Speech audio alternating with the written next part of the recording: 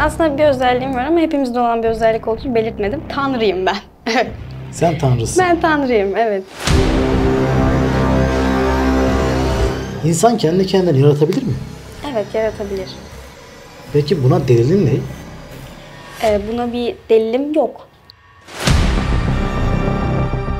Ortada bir kural yoksa eğer insanın tanrı olduğunu size kim söylüyor? Ya da bir kitap yoksa? Müslümanlık, işte Hristiyanlık, Yahudilik bunların kitapları olabilir. Ama bu kitapların geldiğini ben kendim gözümle görmedim. Allah sadece Kur'an-ı Kerim'i indirdim demiyor ki hiçbir yerde. Allah O öncesinde... zaman neden başka bir şeye inananlar kafir? Sizin yaratıcınız 300 sene önce neredeydi? Eğer doğmazsam tanrılaşamayacağım. Bende bir ahiret inancı yok, bir cezalandırma yok. Yani zaten sen bir gün ben olarak geleceğin için sen de bir gün seçilmiş kişi olacaksın. Ben İsa olarak doğabilirim, Hitler olarak doğabilirim, Atatürk olarak doğabilirim. Yer altında kalmaya devam edin.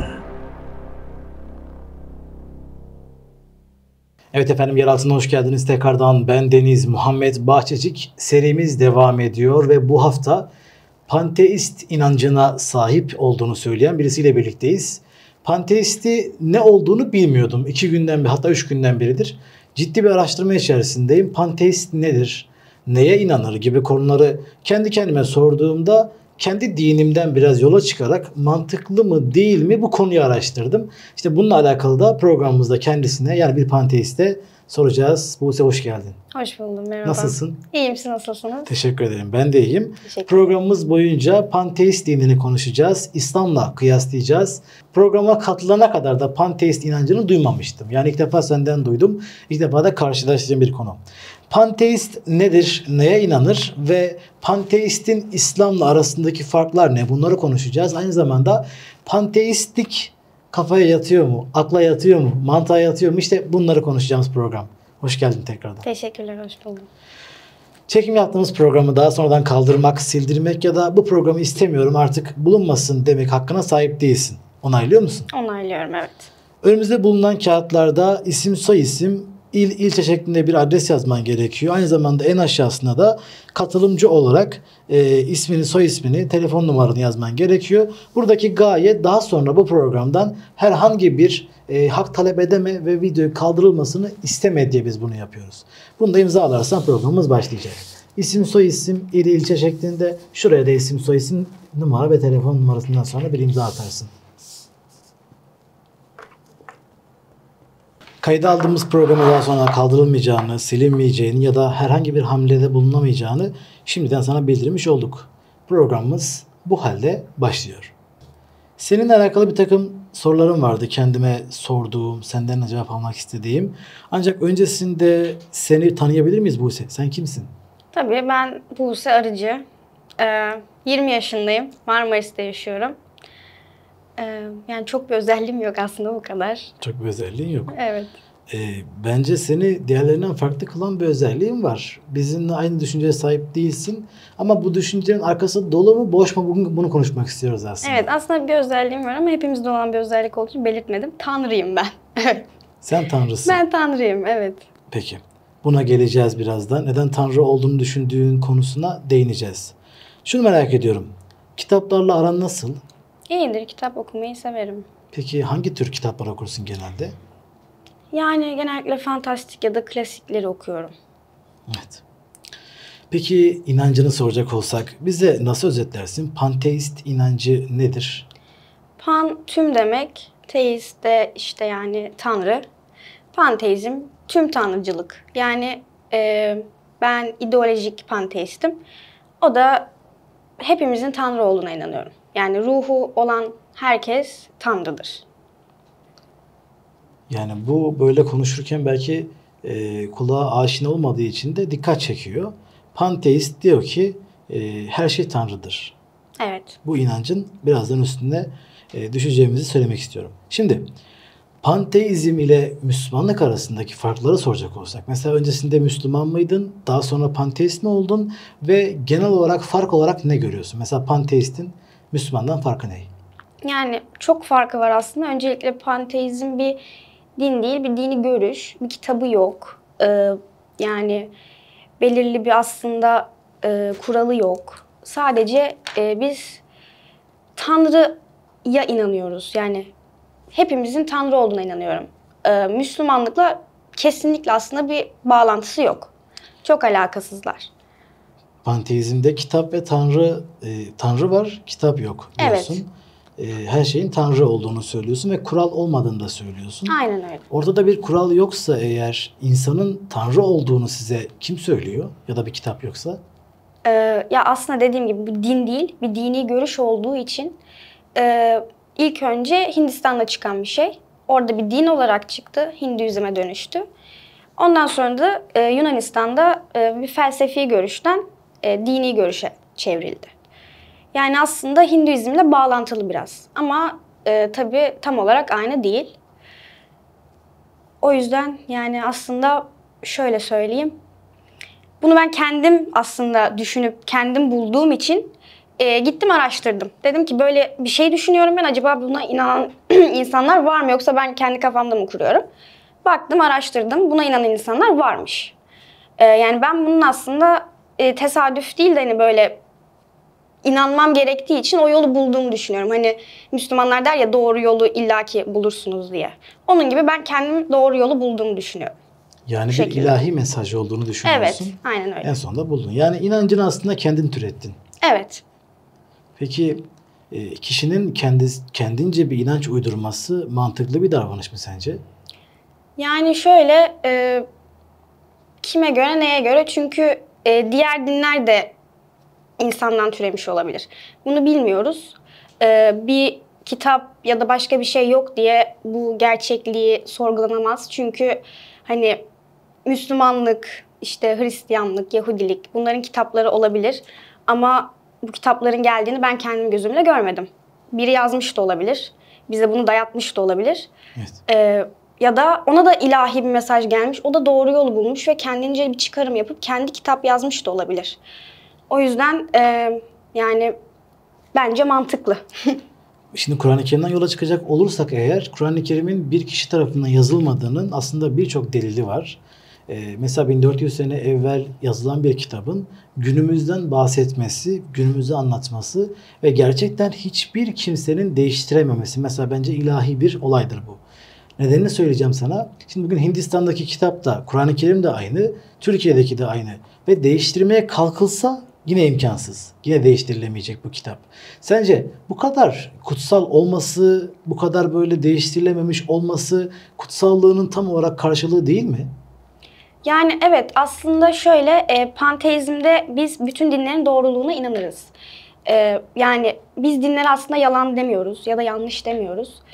Çünkü biz Tanrı'ya eğer insan diyorsak ve diyorsam ki ben Allah yok, işte bunu biri yazdı, o zaman yine ben Tanrı yazmış demiş oluyorum. Çünkü ben insana da Tanrı diyorum. Yani ben dinleri yalanlayamam aslında. Yani bu da şöyle oluyor ki dünya üstündeki bütün dinler aslında olası şeyler. Yani herkes kendi karakterine göre dine inanabilir. Ama bunların ahiretleri, işte ölümden sonraki şeyleri doğru mu? Hayır, onlara inanmıyorum. Ama gelen dinlerin doğruluğu var mıdır? Vardır. Çünkü bunu bir insan yazmış olsa bile ben onların Tanrı olduğunu düşündüğüm için yine de doğru olmuş oluyor. Birazcık çelişkili demeyeyim de yani... Bence paradoks bir inanış. Evet, diye birazcık. Dedin ki bir kişi bile yazsa, o kişi benim inancımda Tanrı olduğu için yine Tanrı'nın elinden yazılmış oluyor. Evet.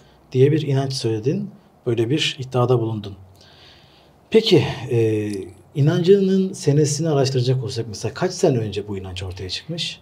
İnanç olarak oturması tam olarak 19. yüzyılda inanç olarak tam olarak oturuyor. Ondan önce Hinduizm olarak, ama tam olarak Hinduizm de değildi. O sırada sadece Hintlilerin inandığı küçük böyle bir inançtı. Sonradan Hinduizm'e evrildi ama tam olarak panteizm diyecek olursak 19. yüzyılda dini görüş olarak kabul edildi. Yani takribi 300 sene önce falan. Sizin yaratıcınız 300 sene önce neredeydi? Hala vardı. Dediğim gibi sadece dini görüş olarak kabul edilişi tam olarak. yaklaşık 19. yüzyılda oluyor. Ama onun dışında yine vardı. Sadece dini görüş olarak ya da din olarak değil de genel olarak felsefi görüş olarak kabul ediliyordu. Ama bu uzun zamandır aslında hani uzun yıllardır nasıl desem konuşulan bir şey ama din olarak değildi. Kitap okuyor musun diye bir soru sormuştum az evvel sana. Kitap okuyor musun dediğimde fantastik kitaplar okuduğundan bahsetmiştin. Güzel. Peki okuduğun kitapların yazarlığını araştırıyor musun? Araştırmıyorum açıkçası. Ama bir kitabı mesela kendi kendine yazılmasını bekliyor musun? Hayır. Tabii Yani ki o de. kitabı yazan birisi olmalı, doğru mu? İşte biz burada bu inanca sahipsek eğer bu dünyanın da bir yazarı olduğunu, evreni ihata eden, evreni muhafaza eden, koruyan ve yöneten bir yaratıcının olduğuna aklen ve mantıken inanmak zorundayız. Panteizm inancını bahsettiğimiz zaman sen panteistin aslında şu inanca sahip olduğunu söylüyorsun. İnsanın kendisi Tanrı'dır. Yani sen kitabın içerisinde yazarın kendisini arıyorsun. Hatta onu geçiyorsun, diyorsun ki bu kitap kendi kendine oluştu. İnsan kendi kendini yaratabilir mi? Evet, yaratabilir. Peki buna delilin ne? Buna bir delilim yok. Delil olmadan bir inanç da olmaz. Bak şimdi senin inandığın bir inanç varsa bize bunu ikna etmelisin. Eğer ikna edemiyorsan inandığın şey boş bir şey olur. Bizi ikna edemediğin için de bizim inancımıza inanmak zorunda kalırsın. Çünkü neden? Senin inandığın bir inanış varsa bunu bize ispat etmediğin sürece söylediğin her şeyin arkası boş kalır. Bize ispat et, insanın kendi kendini yaratabileceğini, daha sonra bu konuyu konuşalım.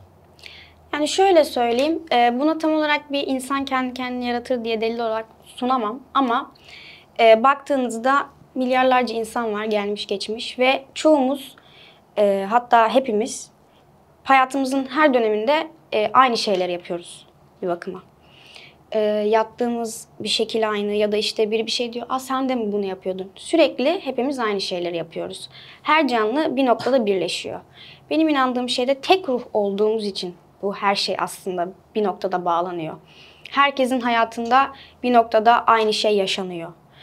Yani siz kader olarak adlandırıyor olabilirsiniz ama ben bunu hepimiz aynı ruhtan geldiğimiz için, aynı ruh olduğumuz için mutlaka hepimiz aynı şeyi yaşıyoruz. Eğer yaşayamazsak da öldükten sonra ben senin yaşadığını yaşayamadıysam sen olarak gelip yaşıyorum illaki. Reenkarnasyon inancına Evet, inanıyorsun. reenkarnasyona inanıyorum. Şimdi reenkarnasyon çok ayrı bir mesele aslında. Herkesin aslında ortak noktada aynı duygulara sahip olduğunu söyledin ama inancının çıktığı mesela Hinduizm demiştin değil mi? İşte Hindistan'dan yola çıkıyoruz mesela. Hindistan'daki bir kişinin duygularıyla bizim duygularımız arasında fark olabilir. Yani aslında ortak noktada birleşiyor derken insan fıtratında her şey aynı değildir aslında. Kimisi bir şey gülüyorken kimisi o şeye ağlayabilir. Yani ortak paydada buluşamıyoruz aslında. Aslında buluşuyoruz. Bu illa duygusal olmak zorunda değil. Bu bizim bilmeden, fark etmeden bir şeyleri aynı yapmamızdır. Yani mesela bu bardağı ben böyle rahat tutuyorsam siz de öyle rahat tutuyorsunuz mesela. İşte ya da ben bir şey yaparken daha rahat hissediyorsam, o şekilde yapıyorsam hani siz de o şekilde yapıyorsunuz. Bir noktada mutlaka aynı şeyleri seviyoruz. Peki aynı şeyleri sevmiyor ya da aynı şeyleri yapamayan insanlar, bunlara bakalım. Mesela bir kişinin eli yoksa senin aynı şeyi yapamaz. Tabii ki de. Bu kişi sizin dininizde dışlanmış kişi olarak mesela adlandırılacak. Hayır, çünkü ben o olacağım zaten bir gün. Çünkü o olmadan tanrılaşamıyoruz. Hepimiz birbirimizin hayatını yaşamak zorundayız ve bu şekilde tanrılaşabilelim. Yani ben mesela Hitler olmuş olabilirim ya da olacak olabilirim. Yani Hitler'in ütopyası benim distopyam. İnsanları öldüren biri o. Dini yüzünden insanları dışlıyor, öldürüyor, hastalıklı insanları dışlıyor. Bu çoğu insan için kötü bir şey aslında. Ama onun için güzel bir şey. Yani onun ütopyası bizim distopyamız olabilir. Ama o olduğum zaman başkasının distopyası benim ütopyam olacak. Yani ben İsa olarak doğabilirim, Hitler olarak doğabilirim, Atatürk olarak doğabilirim.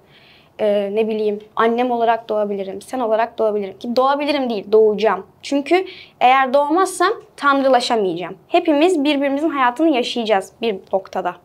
Bu reenkarnasyon meselesi çok uzun bir mesele. Sadece mesela biz hani Müslümanlar işte reenkarnasyona niçin inanmayız? O da şundan kaynaklanır. Mesela İsra suresi 99. ayette Allah Teala aynen şöyle buyuruyor. Onları gökleri ve yerleri yaratmış olan Allah'ın kendileri gibi de bir başkasını yaratacağına gücü yetmeyeceğini mi sanıyorlar? Allah'ın her şeye gücü yeter. Yani seni tekrardan yaratmak zorunda değildir. Anlatabildim mi? Senden bir tane daha yaratmak onun için çok kolaydır. Allah'tan bahsediyoruz. Ben şunu merak ediyorum. Şu soruya geldik çünkü. Sana göre her şey Allah'sa eğer. İnsan da Allah mı? Evet. Peki senden daha aciz bir kişi, senden daha küçük bir kişi Allah olabilir mi? Olabilir. Yani dediğim gibi benim bütün bedenleri yaşamam gerekiyor ki tanrılaşabileyim. Yani şöyle düşünebiliriz. Anne bir kedi tanrıysa biz şu an yavru kediyiz. Hala anneyi emiyoruz. Büyüdüğümüzde biz de tanrı olacağız. Yani bütün yaşamları şimdiden, geçmişten, gelecekteki hepsini yaşadığımızda tanrılaşıyoruz. Büyüdükçe tanrılaşıyorsun. Yani fiziksel olarak değil tabii. Ne olarak peki büyüdükçe? Şöyle söyleyeyim, tek bir ruh olduğuna inanıyorum. Yani hepimizin ruhu aslında paylaşılıyor. Ve sürekli biz beden değiştiriyoruz. Ve bütün bedenleri yaşadığımızda tanrılaşmış oluyoruz. Bir tanrı oluyoruz. Sonra yeni bir ruh çıkıyor, tek bir ruh. O ruhta bütün bedenleri yaşadığında, bütün her şeyi deneyimlediğinde geçmişten geleceğe o da tanrılaşıyor ve bu bir döngü. Yani bu şekilde tanrılaşıyoruz. Yani sen şunu söylüyorsun. Tanrı insandır, insan tanrıdır. Evet. Bu inançtasın. Yani bizi yaratan zatın bizde aynı klasmanda olmasını söylüyorsun. Ve hatta daha da komiği yıpranan, ölen ve affedersin tuvalet ihtiyacı olan, uyuma ihtiyacı olan insanın seni yarattığını düşünüyorsun. Bu bence başlı başına bir paradoks. Mesela şimdi buradan yola çıkalım. Burada bir sürü ışık var, doğru mu? Bu ışıklar nereye yansıyor? Bardağın içindeki suya. Şimdi şunu söyleyebilir miyiz? Bu ışıklar bardağın içinde. Diyebilir miyiz? Yani aslında öyle. İşte bu çok komik bir durum. Çünkü bunu bize ispat etmen gerekir. İspat etmediğin sürece inandığın şey safsata olarak adlandırılır. Çok basittir. İnandığın şeyin safsata olarak adlandırılmasını istemiyorsan bunu bize ispat edeceksin. Ya çok basit bir şey. Bunu olduğunu bize göstereceksin. Bu kadar ışığın bir bardağın içerisinde olması ne kadar mantıksızsa senin de Tanrı'nın içimizdeki bir zat olmasını düşünmen o kadar mantıksız. Yani şöyle, bütün güzellikleri ve bütün kötülükleri yaşamayan hiçbir varlık Tanrı olamaz. Yani bütün zorlukları aşıp bütün güzellikleri de yaşadıktan sonra tanrılaşabiliyoruz. Yani hiçbir şey deneyimlememiş, sadece yarattığı şeyi kendi haline bırakan bir tanrı yok. Her şeyi yaşayıp her şeyi deneyimledikten sonra tanrılaşabiliyorsun. Yani biz şu anda aslında tanrı değiliz hala. Tanrı çocuğuyuz. Peki senin için her şeyi başarmış bir karakter, her şeyi artık bir yere getirmiş, bir klasmana oturmuş bir karakter Tanrı olabilir diyorsun. Evet. Peki bu karakter, bu karaktere dediğimiz insan yani sonunda ölecek. Evet. Bu mantıksız değil mi sence de? Hayır, çünkü ruh ölmüyor. Ruhun ölmediğinin delili var mı? Yani ama cennet cehennem delili de yok. Böyle bakarsak ben sadece bir kitap var diye o zaman ahirete inanamam. Yani bir kanıt olmayışı bir şeyi aslında değiştirmiyor. Çünkü nasıl desem, inanç zaten kanıtsız olan bir şeydir. Bana bir kanıt sunarsanız ben inanmış olmam, bilmiş olurum. Bu bir inanç. Ben inanıyorum çünkü kanıt yok. Ben inandığım için inanıyorum. Ama eğer siz bana bir kanıt gösterirseniz ben bunu bildiğim ve öğrendiğim için, yani doğru olduğunu emin olduğum için bilmiş oluyorum ve inanç olmuyor zaten o saatten sonra. İnanmak kalben bir duygudur diyorsun. Evet. Yani kanıta gerek yok. Kutsal kitabınız var mı diye soracağım. Bu sorunun cevabını vermiştin sanki ama Evet, yok. bir kutsal kitabınız yok. Size mesajlar nereden geliyor? Bize mesajlar gelmiyor. Peki yaşamınızdaki bir takım hamleler, iyilik ya da kötülük sonucunda olabilecek şeyler bunlar size nasıl bildiriliyor? Yani size göre iyilik ve kötülük anlayışı nedir? Şöyle söyleyeyim, dediğim gibi demin bahsettiğim Hitler'in ütopyası bizim distopyamız dediğim olay empatiye yani aslında dayanıyor. Şöyle, çünkü biz herkes olacağımıza inandığımız için herkese kendimizmiş gibi davranmamız gerekiyor. Bu sebeple de ahlaki değerlerimiz zaten kendimize bağlı. Yani ben bana nasıl davranılsın istiyorsam size de öyle davranıyorum. Çünkü aslında sizle aynı ruhu paylaştığımı düşünüyorum. Sizi kırmak bir gün kendimi kırmak oluyor. Çünkü ben bir gün siz olacağım. Bak şimdi bir inancım var ama bu inancın bir delili yok. Mesela şimdi sana bunu söyleyen zat kim? Böyle olmayabilir. Veya mesela senin sevdiğin şeyi ben sevmiyor da olabilirim. Senin sevmediğin şeyi ben seviyor da olabilirim. Mesela kimisi adam öldürmekten nefret eder, kimisi de hoşlanır. Anlatabildim mi? Hal böyle olunca yani sen kime göre iyilik, neye göre iyilik konusunda bence bir eksidesin. Neden? Bir yaratıcın olsaydı da sana bunu bir yazsaydı belki mantıklı gelebilirdi kulağa. Ama sen bana göre iyi olan şeyleri insanlara yapmalıyım, bana göre kötü olan şeyleri de yapmamalıyım. Senin iyi niyetin bende olmayabilir. Bunu söylüyorum. İşte ama yani eğer sen de benim inandığım şeye inansan zaten öldürmezsin kimseyi. Ben Çünkü senin kendini inandığın öldürmüş oluyorsun. Ben mantıken. senin inandığın şeye niye inanayım? Veya Yani başka birisi diyorsun niye ya, inansın? Hani biri insanı öldürmeyi sever, biri sevmez. Evet. Tamam, insanı öldüren kişi de benim gibi düşünse o zaman zaten öldürmez. Çünkü kendini öldürmüş olduğunu biliyor. Peki bunu nasıl mesela insanlara empoze etmelisiniz? Yani senin inancında olmamız için bizi nasıl ikna edebilirsin? Yani bunun için size bir kanıt sunamam. Sadece bu sizin inancınıza kalmış bir şey. Zaten panteist olan insanlar genellikle buna kendileri düşünüp karar veriyorlar. Ben de öyleydim. Kendim düşündüm. Dedim böyle bir şey var mı acaba? Araştırdım, baktım. Varmış. Hani bunun bana bir mesaj olarak geldiğine inanıyorum. Eğer size de gelirse inanırsınız diye düşünüyorum. Çünkü şöyle söyleyeyim. Peygamberlere mesela bir şey iniyor. Onlar da bir anda inanıyorlar. Diyorlar böyle bir şey ama var. seninki inmekten öte hissiyat. Peki Evet. sana göre sen seçilmiş birisi misin? Yani sayılabilir. Ama Bizim suçumuz ne peki o zaman? Senin yaratıcın bu kadar aciz mi? bende bir ahiret inancı yok. Bir cezalandırma yok. Yani zaten sen bir gün ben olarak geleceğin için sen de bir gün seçilmiş kişi olacaksın. Peki öldüğünde ne olacak? Öldüğümde tekrar geri geleceğim. Nasıl yani ya? Şimdi mesela örnek vereyim. Sen bu kadar zaman yaşadın ve yüzlerce kötülük yaptın. Birilerinin hakkına girdin, birilerine kötü işler yaptın.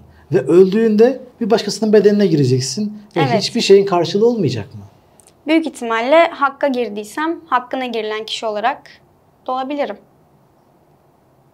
İşte bunun bir yazıtı olmadığı için inancı da çok mantıksız oluyor. Yani bence mantıksız değil. Bence de İslam mantıksız. İslam'da mantıksız bulduğun şeyler ne? Yani çok var aslında. Açıkçası Kur'an-ı Kerim'i tamamıyla okumadım. Evet, zaten Yani- sorun da bundan kaynaklanıyor. Sen değil bu arada. Bütün Müslümanlar aynı hatayı yapıyorlar. Hatta öyle ki Müslümanların en büyük hatası, biz bu kanalı zaten bu yüzden kurduk. İnsanlar böyle bir takım şeyleri, ön yargılarını kırsınlar. Sizin gibi karakterlerin olduğunu, sizin gibi dostlarımızın olduğunu bilsinler diye. Size karşı davranışlar daha düzgün olsun diye bu kanalı kurduk. Ancak mesela geçtiğimiz günlerde Zebani kardeşle beraber şöyle bir tur atalım dedik. Kendisine muhabbet etmek istiyoruz, tanımak istiyoruz kendisini. Dışarıda bir adam sırf satanist olduğu için, sırf tarzı bizden farklı olduğu için anasına sövdü. Ve bunu yapan kişi Müslüman olduğunu söylüyor. Ve diyor ki bunlar kafir. Yahu sen Müslümansın, bunlar satanist. Ne alaka? Anlatabildim mi? Yani aslında bizim en büyük sorunumuz, biz kendimizi Müslüman zannediyoruz. Toplum olarak böyle zannediyoruz. Evet. Ancak ne yazık ki eksik yanlarımızın farkına varmıyoruz. Sonra senin gibi arkadaşlar da bunlarla karşı karşıya kaldıkları için kendilerine daha farklı bir inanış arıyorlar. Ve daha sonra hiçbir kitabı bulunmayan, hiçbir delili olmayan bir şeyin peşinde koşturup duruyorlar. Yani şahsen benim İslam'a inanmama sebebim İslam'dan daha eski, atıyorum ki Mısır diyelim. İslam'dan daha eski dini var. Ve yazılanlar, çoğu ayetler aynı. Şimdi bak Dua zaten edişleri tamam, aynı. harika, süper Amin noktaya değin. deyişleri aynı. Tamam, zaten öyle. Allah ne diyor? Son kitap Kur'an-ı Kerim'dir diyor. Yani Allah zaten şunu inkar etmiyor. Ben diyor yüz binlerce peygamber indirdim. Allah sadece Kur'an-ı Kerim'i indirdim demiyor ki hiçbir yerde. Allah O öncesinde... zaman neden başka bir şeye inananlar kafir? Allah'ın önceden indirdiği kitaba inananlar niye kafir oluyor o zaman? Hayır canım. Kur'an'dan öncesindekilerin hiçbiri kafir olarak adlandırılmıyor ki. İstisnalar hariç. Şimdi sen Kur'an'dan önce Hristiyanlık varken indirilen mesela bir kitabı okuyan veya o şekilde yaşayan bir kişinin cehenneme geçeceğini mi zannediyorsun? Hayır. Son kitaptan sonra işler değişti. Peygamber Muhammed Mustafa'dan sonra işler değişti. Yani öncesini düşünmemelisin. Sen şu an düşünmelisin. Şimdi sana kutsal kitabın var mı diye sordum. Bu sorudan sonraki sorum şu. Sence yaratıcı doğdu mu? Hayır. Doğmadı yaratıcı. Doğmadı. Nasıl meydana geldi o zaman mesela sana göre? Sizce Allah nasıl meydana geldi? Ben sana göre olanı soruyorum. Şöyle ki hep vardı ve yani hep var olacak. Hani insanın kendisi Allah'tı? Öyle zaten ama hani şu an benim burada olmam 5 dakika sonra öldüm diyelim. Ben 3000 yıl önce doğabilirim ya da 15.000 yıl sonra doğabilirim. Sana göre zaman kavramı da yok o zaman. Yok. Çok film izliyor musun? Çok film izlemiyorum. Öyle ki öyle sci-fi, bilim kurgu çok sevmem. Daha çok kendi kendime yaşarım diyorsun. Evet. Peki yaratıcıyı bir madde olarak gördün mü ya da bir madde olarak ona bir şeye benzettiğin oldu mu hiç? Yani benzetmeme gerek yok. Zaten kendimi gördüğüm için yeterli benim için. Yani diyorsun ki aynaya baktığımda her gördüğüm zaman Allah'ı görüyorum. Doğru mu? Evet. Peki şimdi evren bir kitap diyelim. Tamam mı? Bu kitabın içerisine baktığın zaman kitabın içerisinde sanat eserini yani kitabın yazarını bulman biraz zordur. Kitabın sonunda bir isim yazar ve o isme bakarsın ki kitabın yazarı budur. Sonra araştırırsın ve kitabın yazarını bulursun. Dersin ki he tamam birisi bu kitabı yazmış. Ama kendi kendine kitabı yazmasını beklemen bence biraz mantıksızca. Çünkü sen onu söylüyorsun Size şu anda. göre olabilir. Ben Allah'ım ve kendimi ben yarattım diyorsun. İşte bu bence paradoksun da üstünde bir durum. Çünkü ölümlü birisi, bir sürü ihtiyaçları olan birisinin Allah olması akla tamamen aykırı bir durumdur. Yani Allah seni niye yarattı? Ona kulluk etmem için. Neden? Sonunda bana cenneti müjdeledi. Şimdi bu dünyada ölümlüyüz. Çok basit değil mi? Bu dünyada ölümlüyüz. Ebedi alem gerçekten gideceğimiz yer. Yani ahiret. Biz Müslümanlar böyle iman ederiz.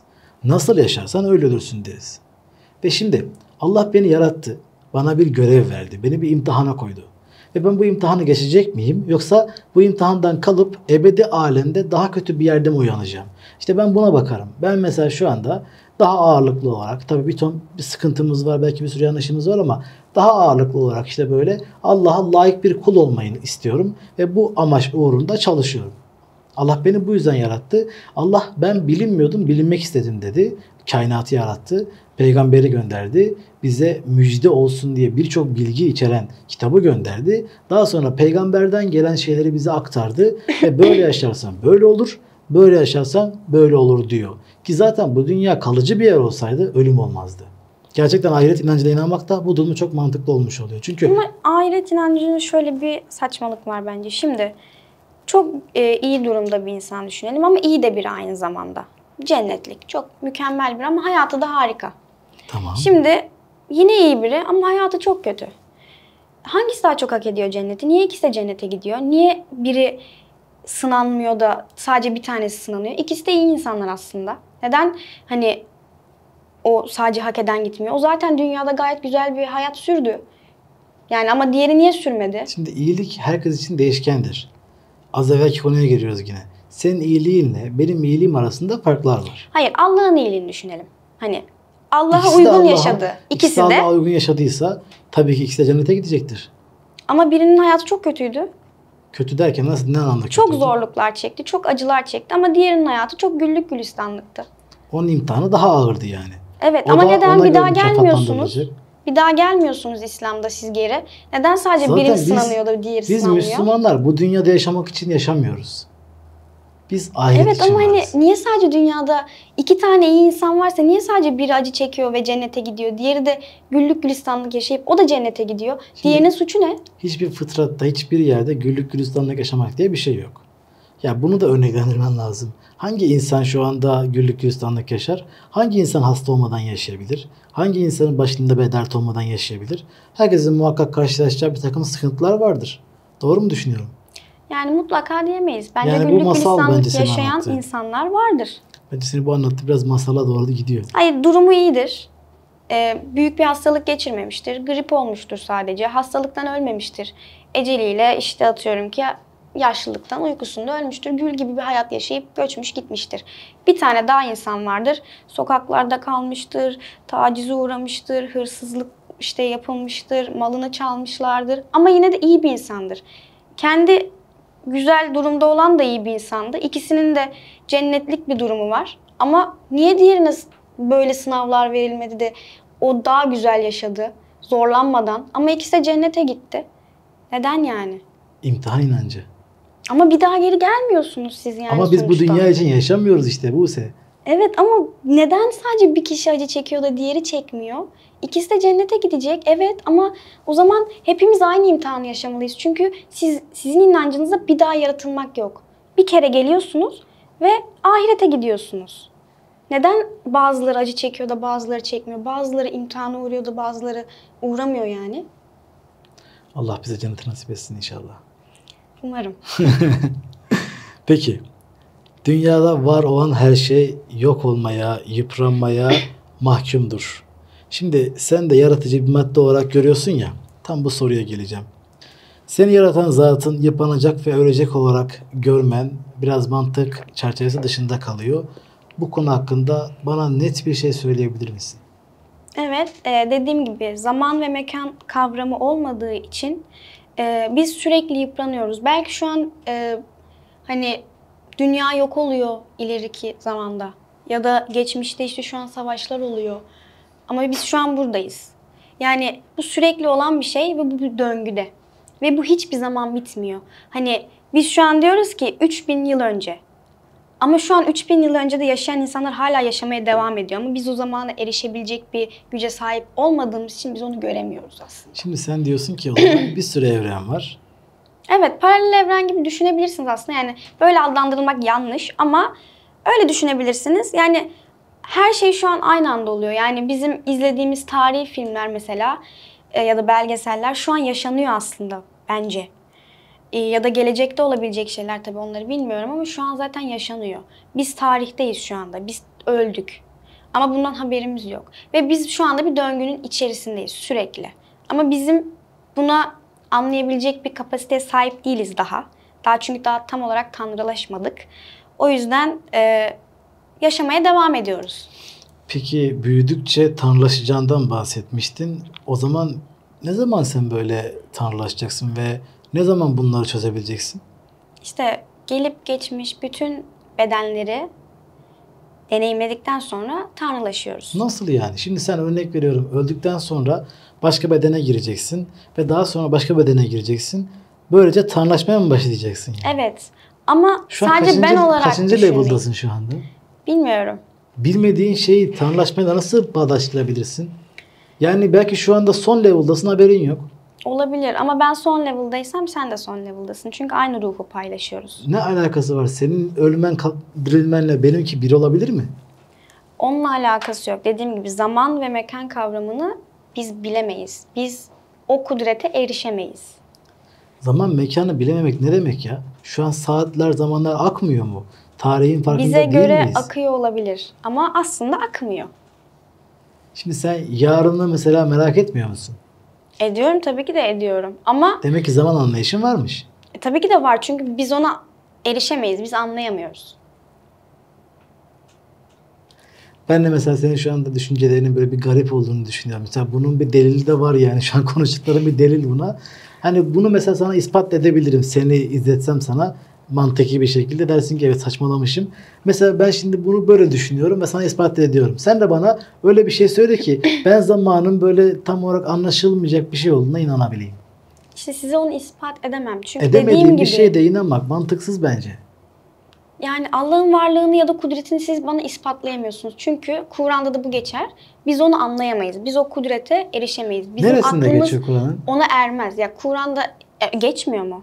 Allah'ın Ben böyle bir kudretine biz ayette erişebiliyor karşılaşmadım. muyuz?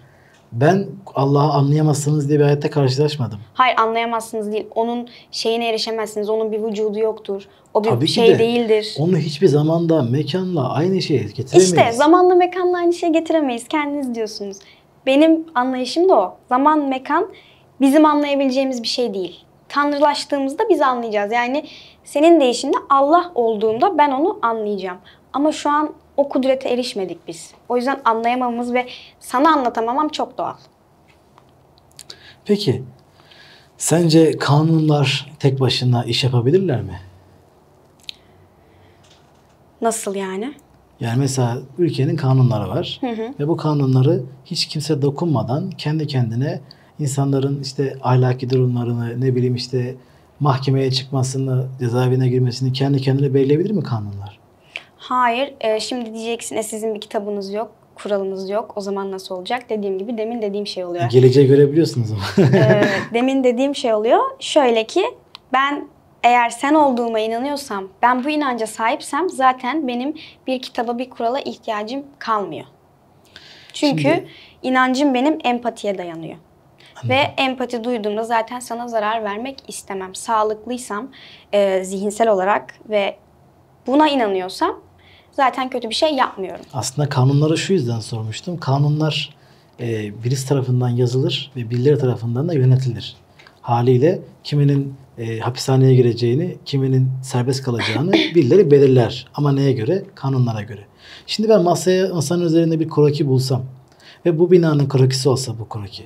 Diyebilir miyim ki bu kroki bu binayı inşa etmiş? Diyemem değil mi? Bunu yapan birileri var. Aynı kanun örneğinde olduğu gibi. Ben de diyorum ki bu mükemmel evren, bu bulutlar, bu gökyüzü, bu insanoğlu tek başına yönetilmesi mümkün değildir. Yani insanın kendisinin insanı yönetmesi mümkün değilken evrenin evrenin yönetilmesini beklemek de bence mantıksız olur. Yani bu koca kainatı yöneten bir zat var. Ve bu zatı görmemiz, duymamız mümkün değildir. Zaten var, benim inancımda da var. Benim inancımda Tanrı var. Bütün Ama bu Tanrı sensin. Hayır, benden büyükleri var işte. Beni yaratanlar var. Dediğim gibi döngüdeyiz. Biz şu anda tanrıcıyız yani. Daha biz tanrı değiliz.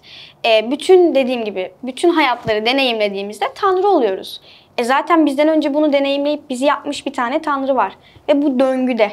Ve kaç tane tanrı olduğunu bilmiyorum. Çünkü demin dediğim şeye geliyor yine. Zaman, mekan kavramı, ona erişecek bir şeyde değilim. Peki. Yaratıcıyı görüyor musun dedim sana. Sen de ta kendim yaratıcıyım dedin. Bu da böylece bir paradoks olmuş oldu. Peki panteizmde peygamber inancı var mı? Hayır. Panteizmde hiçbir şey yok. Yok. Özgür yaşam var. Evet. Kafana göre cinayet işle yani. Hayır. Öyle değil tabii ki de kesinlikle. Aslında tam tersi. Tamamıyla empatiye dayanan bir inanç. Bak şimdi empatilere gelince işte benim orada bir şeyim çıkıyor hemen. Savunma mekanizmam çıkıyor. Şimdi sana göre empati, bana göre empati farklı şeylerdir. Ama işte benim inandığım şeye inandığınızda öyle olmuyor. Ama senin inancında olmam için de bana bir delil sunamıyorsun. Sunmama gerek var mı? İnanç dediğiniz delil gerektirmez. Ne gerektirir? Yani inanmak isterseniz inanırsınız. İnanç budur zaten yani. Eğer size delil sunarsam inanç olmuyor zaten. Siz Allah'a niye inanıyorsunuz? Çünkü bir kanıt var. Siz ona emin olduğunuzu varsayıyorsunuz yani öyle düşünüyorsunuz. Ve o yüzden de o var bu. Tamam o zaman ben kesin ya cennete ya cehenneme gideceğim diyorsunuz ve buna inanıyorsunuz. Yani inanmak da değil aslında bu. Bunu biliyorsunuz. Şey gibi sınavdasınız, çözüyorsunuz. Ben şu an sınav kağıdını çözüyorum ve inanıyorum doğru cevabı yaptığıma. Sizin yaptığınız şey cevap kağıdı yanında dururken sınavı çözmek. Siz bilerek çözüyorsunuz. Yani sizin gerçek olduğuna inandığınız bir kanıtınız var. Ve bu inanç değil. Bu bilmek. Benimki inanç. Dediğim gibi zaten başta da söyledim. Panteizm bir din değildir. Bir inanç yani türü. Peki içinizde böyle ayrım var mı? Mesela mezhep ayrımı gibi. Evet 3 tane var. Teolojik panteizm var. İdeolojik panteizm var. Bir de nasıl desem doğaya inananlar var böyle. Tabiat panteizm. Neden güldün onlar için? Gülmedim, hatırlayamadım bir anda tabiat kelimesini. Peki bunları ayıran özellik birbirinden ne? Teolojik panteizm aslında birazcık da İslam gibi diyebiliriz, zaten teoloji din demek. Yani şöyle ki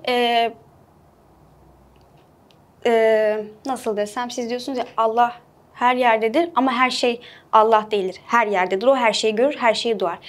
Teolojik panteizm bunun gibi biraz daha. O yüzden genellikle tek tanrılı dinlere, hani şirk koşmamak gereken dinlere falan daha da benzer. İşte tabiat panteizmi daha çok bizde değil, evrende. Yani eğer bir tanrı göstermem gerekirse size dünyayı gösteririm gibi yorumluyorlar. Hani bir toprak ana, deniz, işte yer çekimi. Onlara göre bu şekilde. İdeolojik panteizmde ruhu olan şeyler. Ama sen de insanın kendisinin Allah olduğunu düşünüyorsun. Evet. Tanrı olduğunu düşünüyorsun. Peki her şey Tanrı ise madem, bu kadar kötülük bu dünyada niçin var? Yani bu soruyu ben yine İslam için, Hristiyanlık için, bütün dinler için sorabilirim.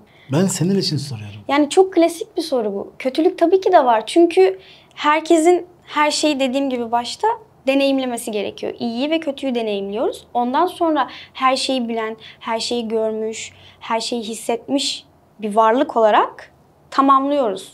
Ondan sonra Tanrı oluyoruz. Biz bütün bu kötülükleri görmezsek, bütün bu güzellikleri deneyimlemezsek o zaman nasıl tanrılaşacağım ben? Yani hiçbir şey bilmeden o zaman orada ruh olarak duracağım yani. Evet, biz mesela Müslümanlar sanattan yola çıkar, sanatçıyı buluruz. Evrenden yola çıkar, Allah'ımızı buluruz. Az evvel sen kendin de söyledin ya, her şey o değil ama her şey ondandır. Biz bu inanca sahibiz. Rabbim bu uğurda yaşamayı nasip etsin bize inşallah. İnşallah sana da böyle bir tecelli olmuş olur. Gayemiz senin dinini eleştirmek değil, Yok, tabii ki de. mantık çerçevesinde konuşmak.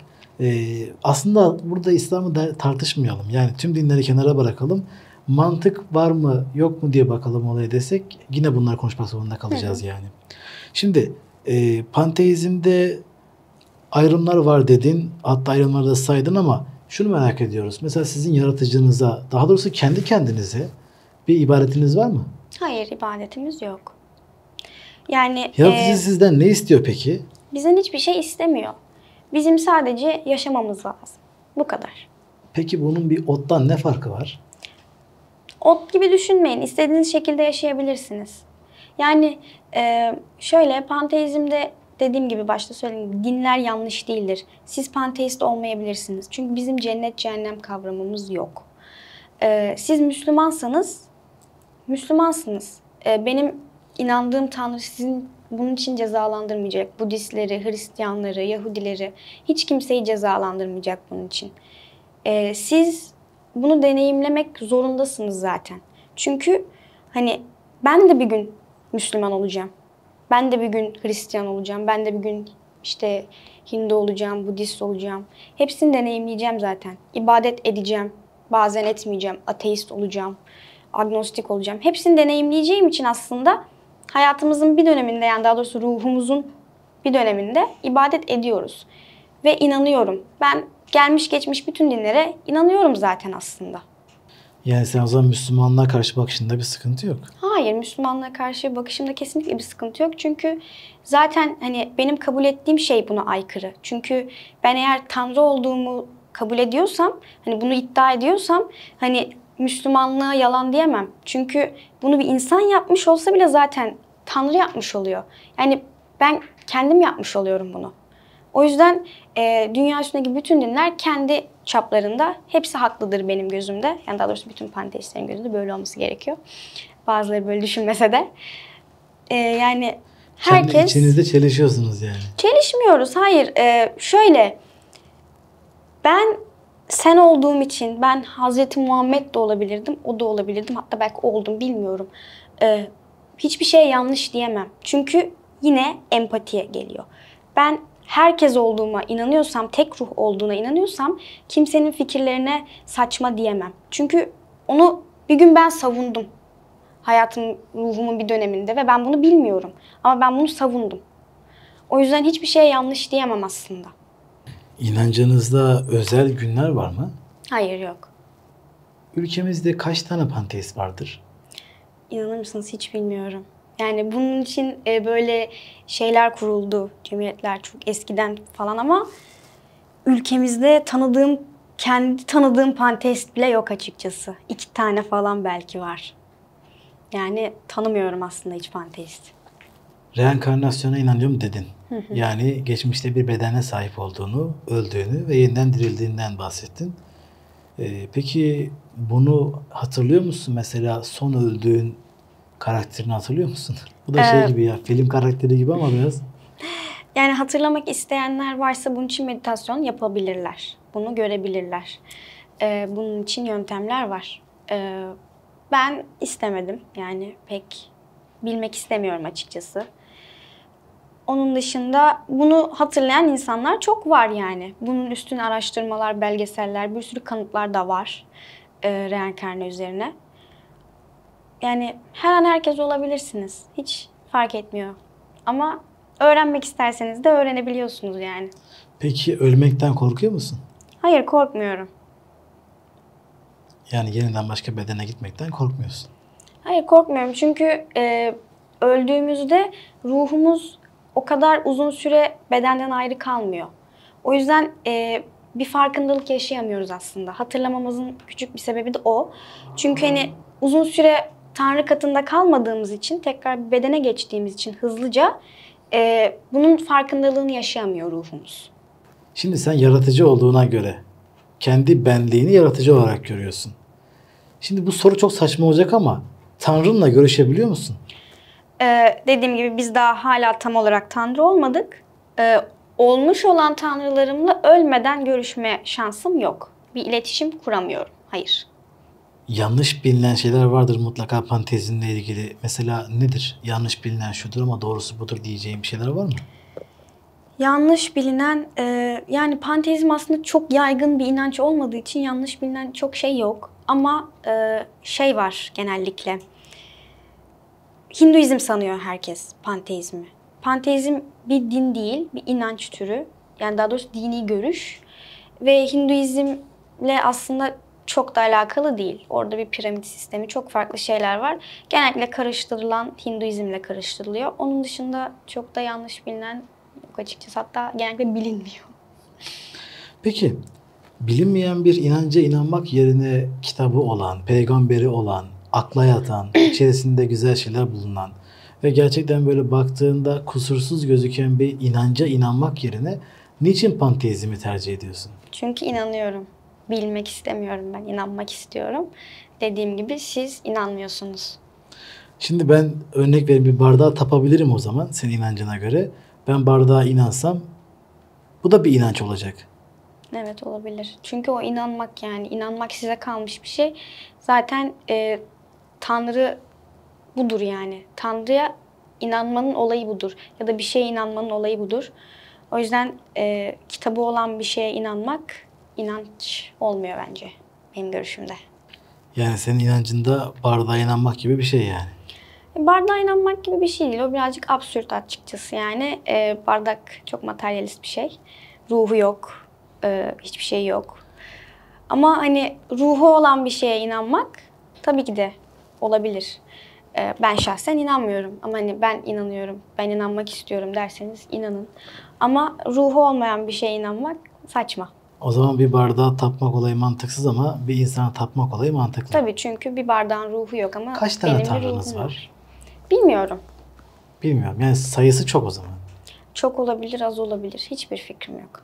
Birden fazla yani. Evet.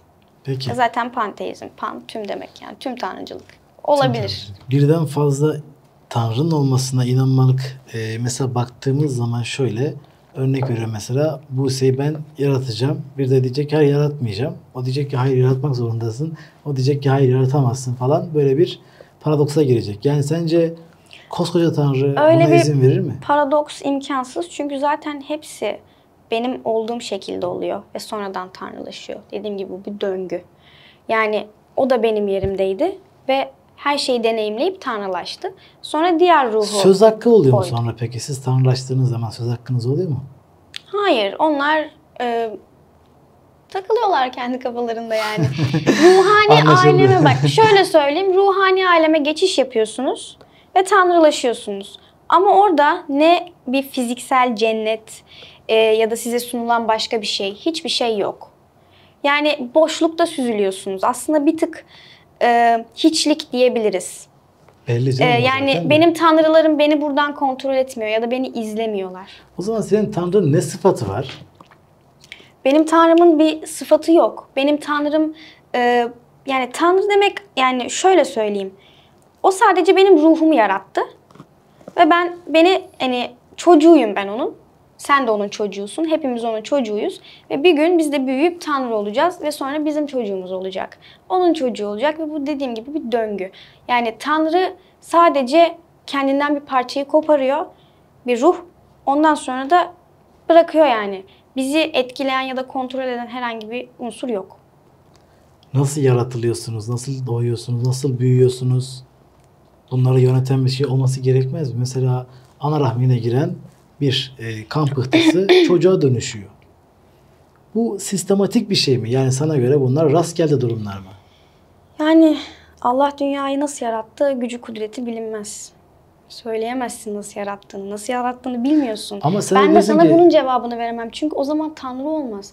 Tanrı'nın nasıl yaptığını bilirsem zaten bir olayı kalmıyor. Ama sen Tanrı'nın olduğuna inanmıyorsun ki. Yani seni yöneten bir şeyin var olduğuna inanmıyorsun. Yani sizi Hayır, inanıyorum. sizi yarattı, dünyaya gönderdi. Takılın kafanıza göre mi dedi? Tabii evet. Bir bakıma öyle yani. Benim onun için yapmam gereken bir ibadet ya da bir görev yok.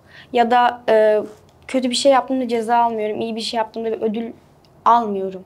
Sadece yaşayacağım ve deneyimleyeceğim. O zaman bu bir haksızlık. Benim hakkıma giren birisini ben kime havale edeceğim? Bu dünyada kanunsuzluk. Birini havale etmeniz gerek yok. Çünkü siz Ne olacak sizin hakkınıza biri giriyor ve siz öldükten sonra belki de hakka giren kişi olarak geliyorsunuz. Olay bu zaten. Bütün herkesi yaşadıktan sonra tanrılaşıyorsunuz. O yüzden zaten ahiret inancı yok. Çünkü hem kötü oluyorsunuz bir gün hem de iyi oluyorsunuz bir gün. Hani her doğduğunuzda başka biri olarak geldiğiniz için ve hepsini yaşamadan tanrılaşamadığımız için zaten bir cezaya ya da bir ödüle gerek kalmıyor. Çünkü ben mesela birini öldürdüm, sonra kendim öldüm uzun yıllar sonra. Bir daha yeniden doğduğumda işte cinayete işte kurban giden biri olarak geldim belki. Anladım. Peki ağzına sağlık. Teşekkür ederim. Dinlemek istedik. Senin peki merak ettiğin bir şeyler var mı? Ben yani bilmiyorum açıkçası. Çok yok. Bir şeyleri merak etmedim. Belli zaten inancın da öyle bir şey çünkü. Çok merak veya böyle araştırmaya açık birisi değilsin. Öyle takılıyorsun kafana göre dünyada. Yani kafama göre takılmıyorum Yeni bedene aslında. girmeyi bekliyorsun. Evet, yeni bedenime girip tanrılaşmayı bekliyorum. Ne zaman bitecek bilmiyorum ama umarım kısa sürer. Umarım. Teşekkür ederim. Ağzına sağlık. Teşekkürler. Programımıza renk kattın. Dinlemek istedim seni. Derdimi tekrardan söylüyorum. Derdim seni germek ya da eleştirmek değildi. Ben sadece senin inancının akla yatıp yatmadığını merak ediyordum. Onu da öğrenmiş oldum. Yatmıyormuş. Teşekkür ederim. Ağzına sağlık. Teşekkürler. Dostlar, bir sonraki programda, bir sonraki bölümde tekrardan buluşmak ve görüşmek ümidiyle sizleri alemlerin Rabbine, Yüce Allah'a emanet ediyorum. Hoşça kalın efendim.